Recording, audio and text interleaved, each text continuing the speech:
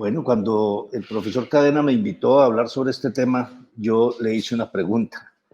Le dije, Manuel, ¿quiere que hable sobre cirugía al final de la vida del paciente o del cirujano? Porque son dos temas que bien podríamos abordar en cualquier momento. Y el cirugía al final de la vida, no tanto al final de la vida del cirujano, es un tema también que a mí me ha apasionado, pero no tanto al final de la vida como sus últimos años, porque también tenemos que tomar una decisión nosotros frente a ella. Pero vamos a hablar sobre el tema de cirugía al final de la vida de los pacientes. Bueno, la cirugía en los pacientes mayores es un tema y son unos procesos y unos procedimientos que se han incrementado día a día por muchísimos factores. Veamos que el proceso de envejecer, que es multifactorial, que muchas veces o tiene por lo menos un componente subjetivo, implica un estilo de vida que ha llevado la persona durante mucho tiempo y quizás durante toda su vida.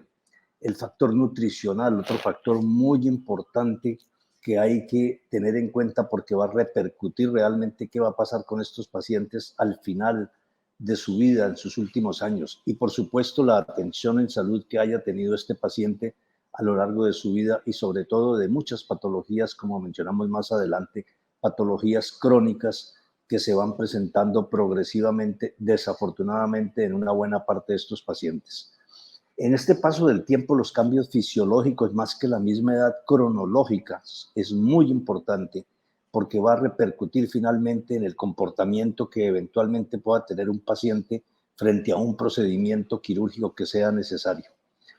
Por supuesto, las enfermedades crónicas discapacitantes tipo Alzheimer, tipo demencia, las enfermedades motoras y otra serie de enfermedades, diabetes, etcétera, van a repercutir definitivamente en la evolución final que tenga este paciente frente a una patología quirúrgica.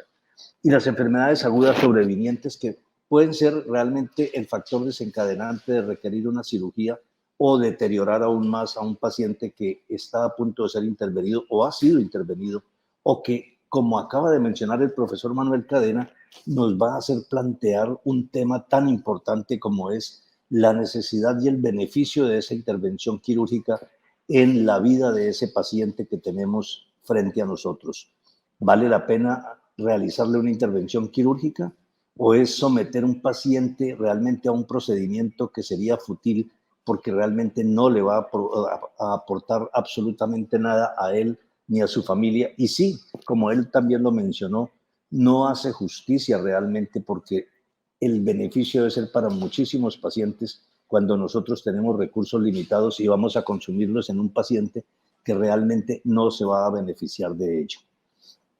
Veamos que en esta época que estamos viviendo, la era demográfica en América Latina y el Caribe ha ido cambiando progresivamente. En el siglo pasado hubo un crecimiento importante de la población y en este siglo XXI que estamos viviendo, el envejecimiento de la población es lo que tenemos a la orden del día. Hay una disminución en la fertilidad, disminución de los nacimientos y hay un aumento en la esperanza de vida por muchísimas razones.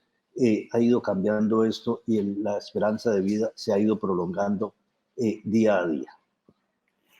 Por ejemplo, miremos estos datos. En el año 50, 1950, teníamos 161 millones de habitantes.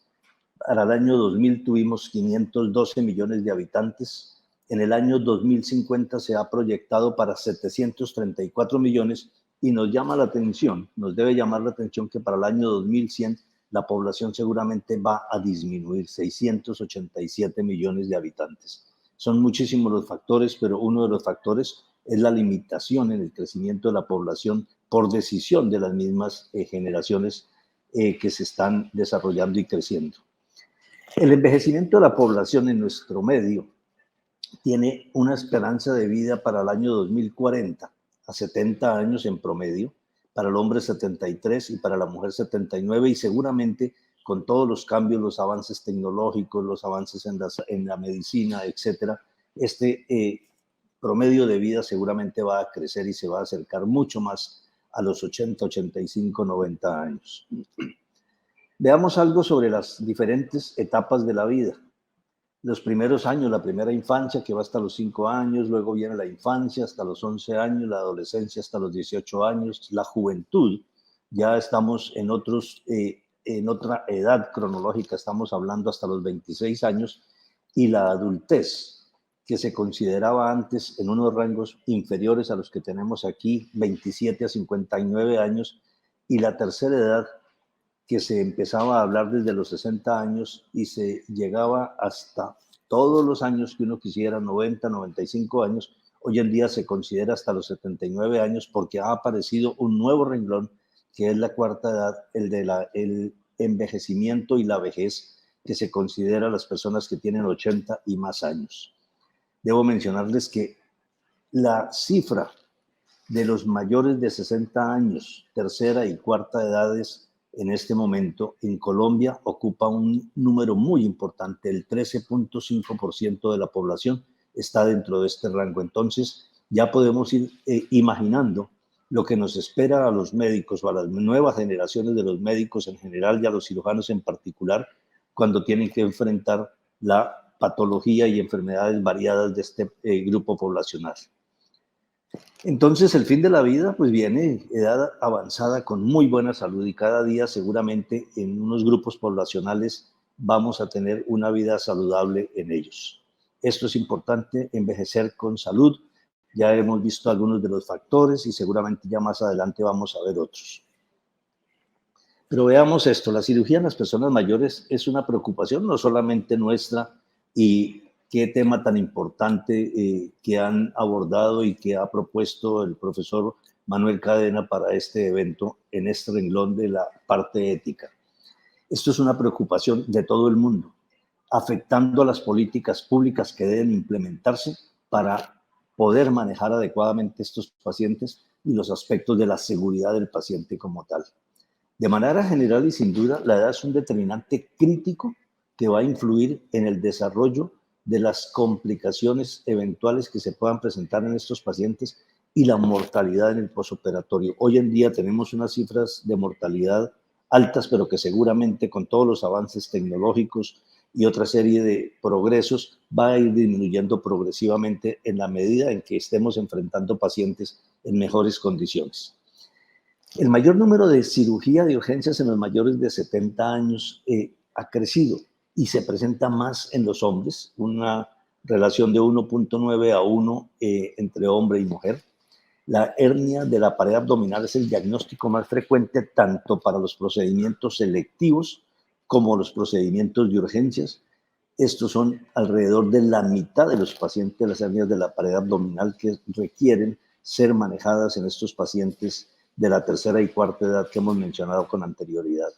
Recordemos que hay patologías que influyen en el desarrollo y en el comportamiento de estos pacientes. La hipertensión arterial, una enfermedad que está asociada muy frecuentemente en el paciente adulto y que puede influir definitivamente en el desarrollo y en la evolución de estos pacientes. Como les mencionaba anteriormente, la mortalidad global de la cirugía de los pacientes que se someten a intervenciones quirúrgicas en estos renglones de la tercera y cuarta edad por encima de los 60, 65 años, tiene cifras tan altas como aproximadamente un 17% en la actualidad.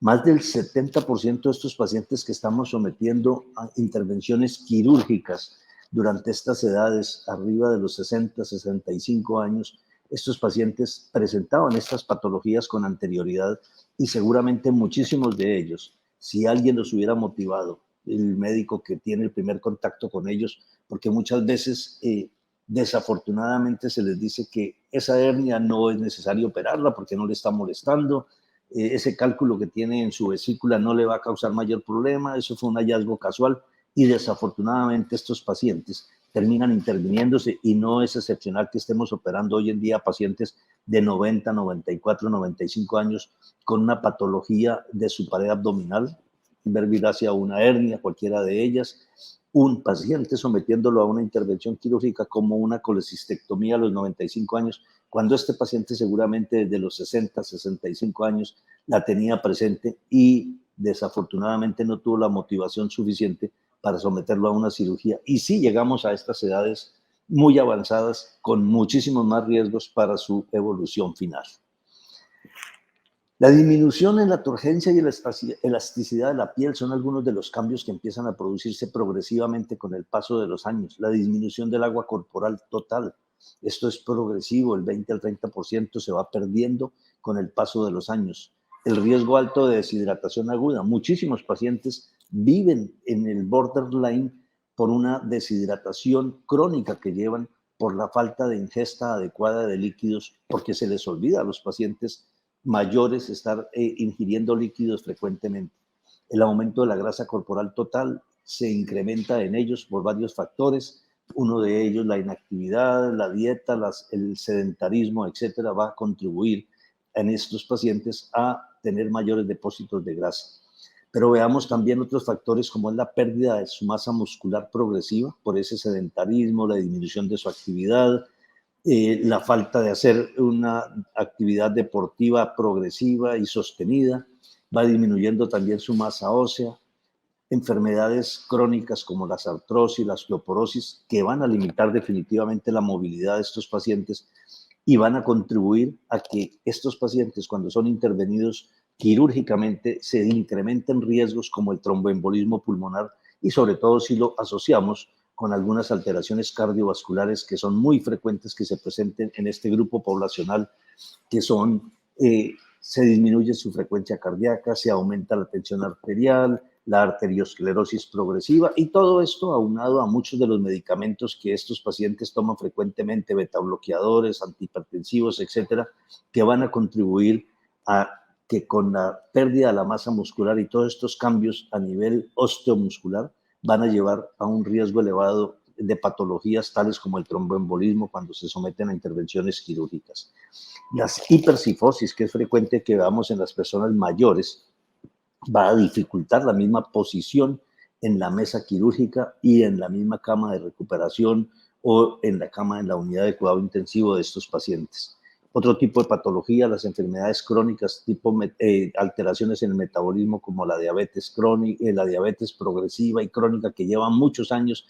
Sabemos que por más de que se controle, sus cambios se van produciendo a través del tiempo. Las alteraciones respiratorias, enfermedades pulmonares obstructivas crónicas, etcétera, van a contribuir a los desenlaces y son de los tantos cambios que se producen en estos pacientes cuando son sometidos a intervenciones quirúrgicas. Como les mencionaba, cada día tenemos una mayor expectativa de vida, un mayor número de cirugías en personas de mayor edad.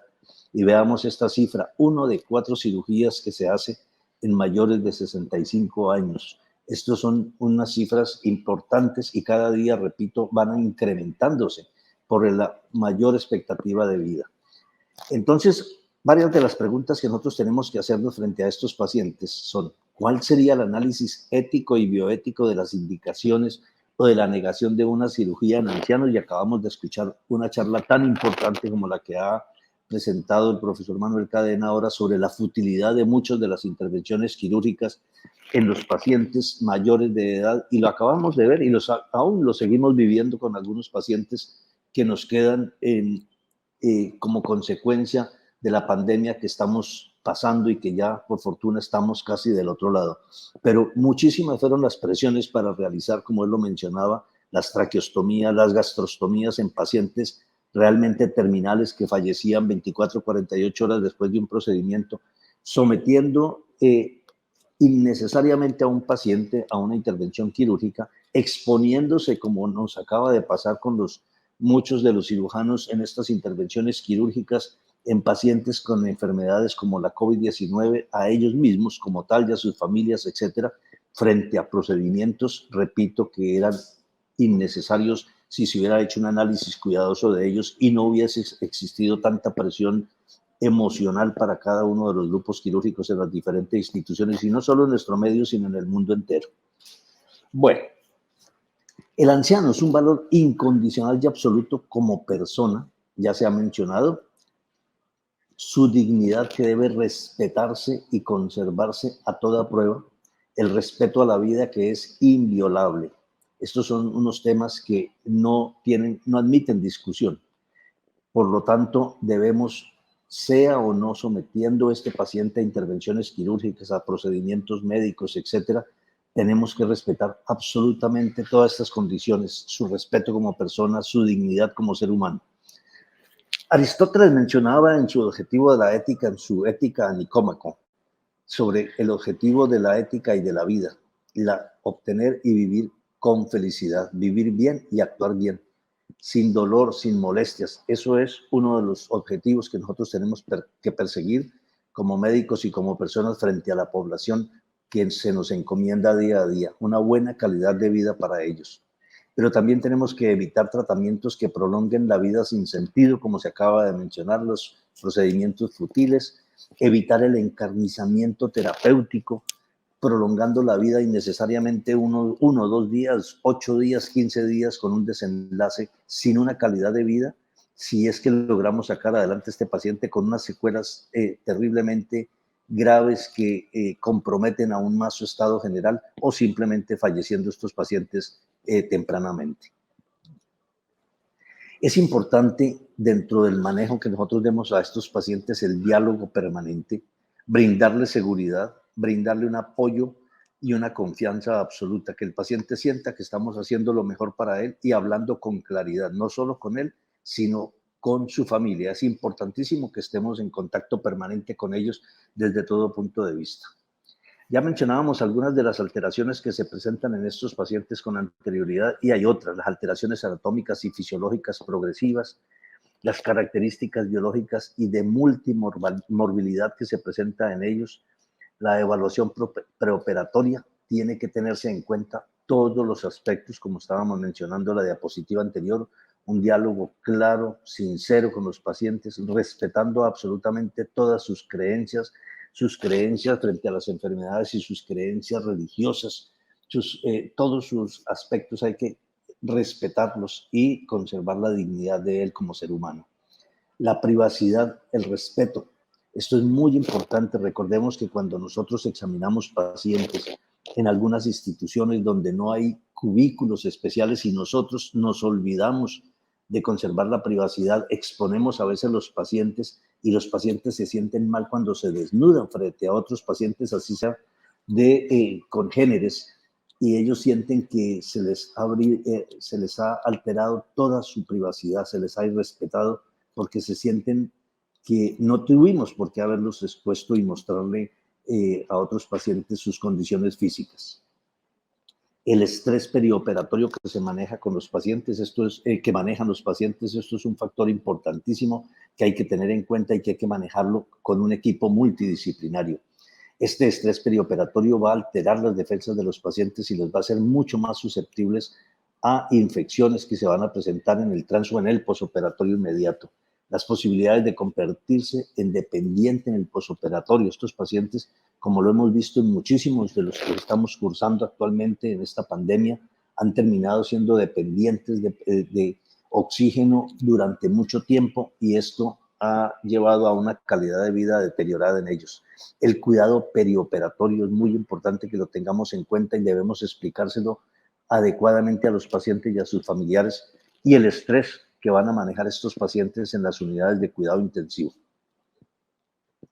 Veamos pues que también hay que tener en cuenta muchísimos factores y uno de los aspectos importantes son el nuestro como profesionales, los aspectos técnicos, el comportamiento del profesional como tal, en conocimientos como persona, el manejo del paciente en una forma integral, la asistencia al paciente. Tenemos que resolverle todos los temores y miedos que ellos están presentando en relación con sus semejantes, porque han visto que muchos de sus amigos, sus familiares han ido desapareciendo y él siente que va a exponerse a este alto riesgo, no solo por su edad, sino por, como hemos mencionado, por muchas de las patologías que ellos van presentando concomitantes. El mismo temor que existe a someterse a cualquier riesgo quirúrgico. Cualquier persona que se vaya a someter a una intervención quirúrgica tiene temor y por supuesto muchísimo más, y está incrementado en la medida que pasa el tiempo, porque todos en una u otra forma tenemos unos conceptos sobre esto y todos sabemos que a mayor edad tenemos muchísimo más riesgos cuando somos sometidos a un procedimiento quirúrgico y más aún si es un procedimiento mayor.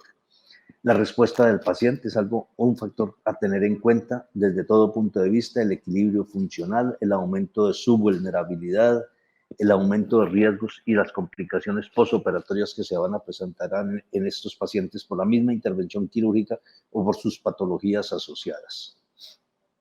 Algunas de las patologías más frecuentes que se presentan y que se manejan como procedimientos selectivos, como hemos mencionado con anterioridad, están las hernias de la pared abdominal en general, las neoplasias malignas, como les mencionaba, la litiasis vesicular es muy frecuente que se presente en estos pacientes porque han venido con un proceso crónico que definitivamente el primer contacto del médico general no lo interrumpió y motivó a este paciente a una intervención quirúrgica cuando había mejores condiciones en un momento dado de la vida.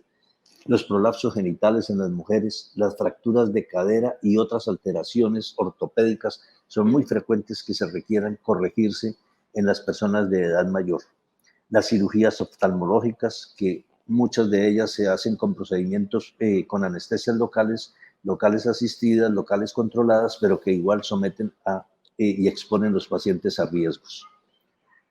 En cuanto a las cirugías de urgencias, tenemos igualmente la presencia de la patología a nivel de la pared abdominal. Las hernias complicadas es algo muy frecuente en este tipo de pacientes. Las oclusiones intestinales no herniarias, por muchos otros factores, antecedentes de intervenciones quirúrgicas, bridas, procesos inflamatorios crónicos intestinales que se presentan en los pacientes sin que tengan antecedentes quirúrgicos.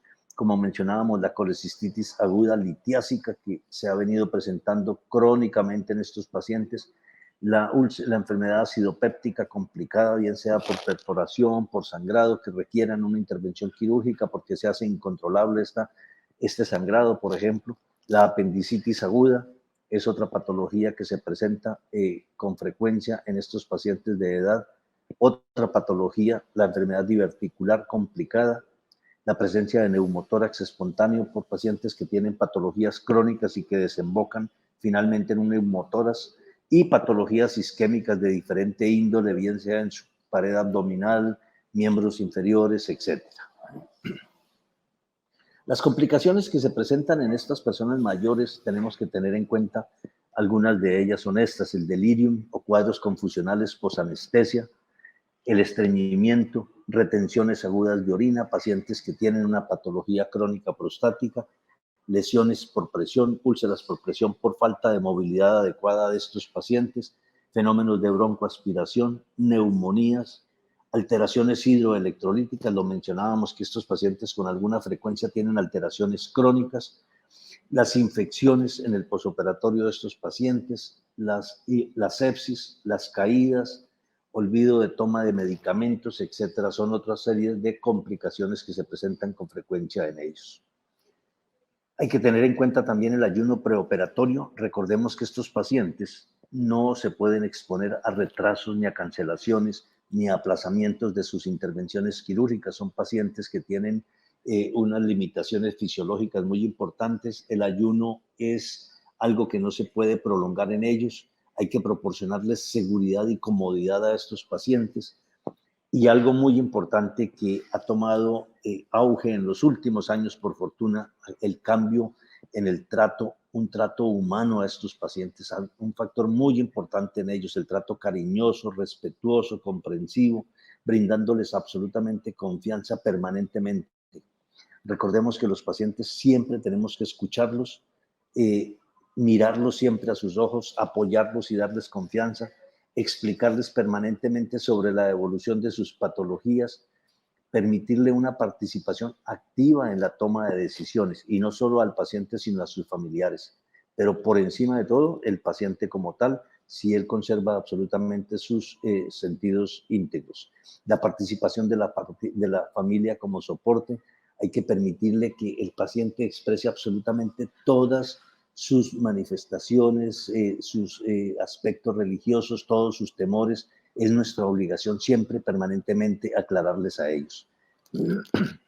No podemos olvidarnos en las intervenciones quirúrgicas en los pacientes mayores que los aspectos técnicos sí cuentan realmente. Sí, para todos los grupos poblacionales es importante, para este grupo en particular mucho más. La cirugía tiene que ser abordada de la forma mucho más rápida y mínimamente invasiva en cuanto sea posible.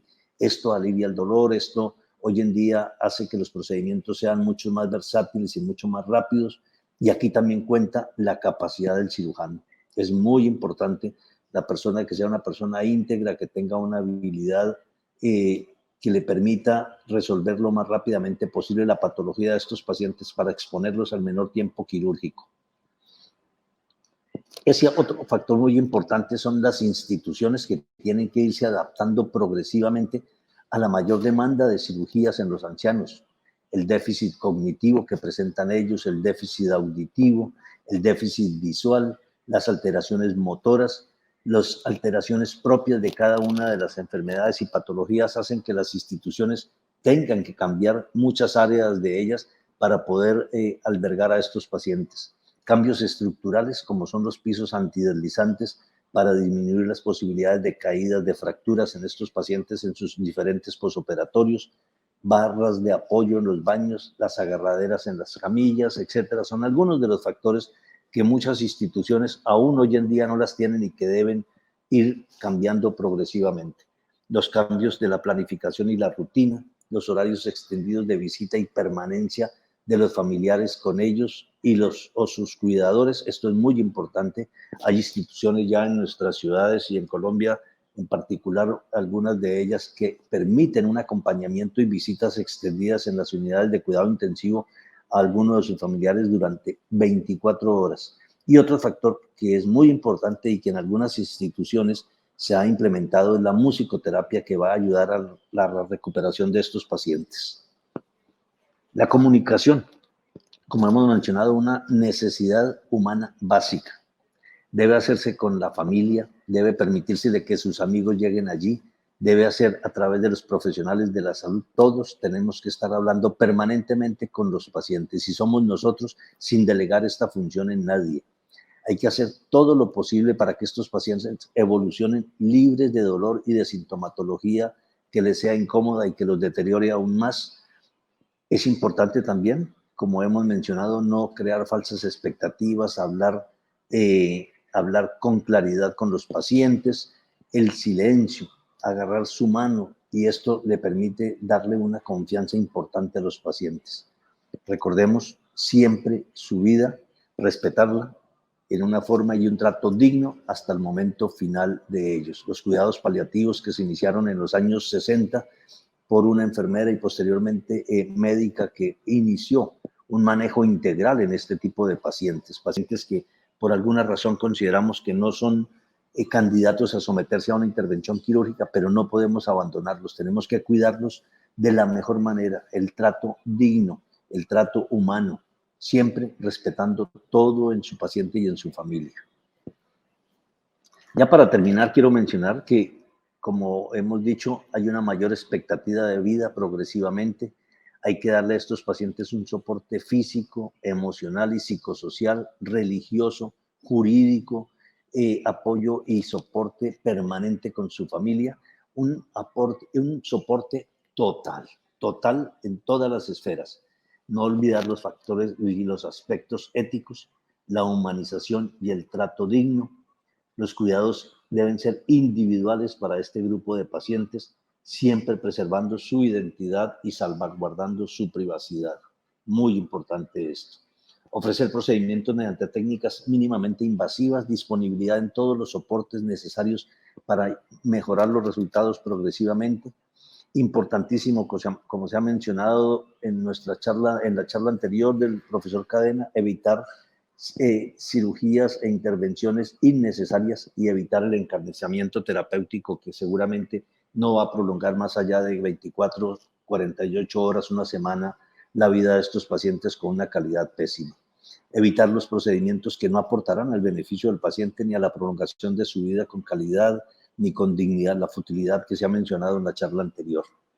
Hay que hacer una selección adecuada de los pacientes, una valoración correcta con el cirujano, valoración rigurosa por el anestesiólogo, valoración por los grupos médicos especializados y en este caso los geriatras, mirar la posibilidad con todos los grupos médicos las juntas médicas de la viabilidad de una cirugía y el relativo éxito que nosotros podamos tener frente a ella con estos pacientes. Evaluar adecuadamente las posibilidades de su recuperación, los factores nutricionales, no olvidar la rehabilitación precoz y la movilidad temprana en estos pacientes. Este era lo que yo quería compartir con ustedes, agradecerles nuevamente la invitación al profesor Manuel Cadena, que ha tenido a bien para que comparta estas experiencias con ustedes. Muchísimas gracias.